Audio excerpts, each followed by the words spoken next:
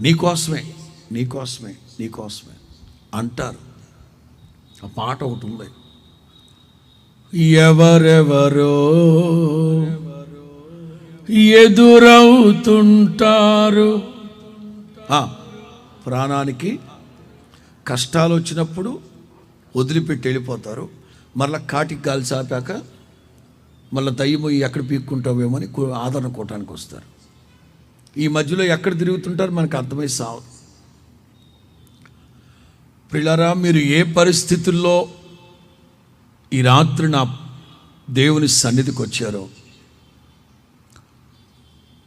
వెత్తబోతున్న ఈ నా దేవుని మాటలు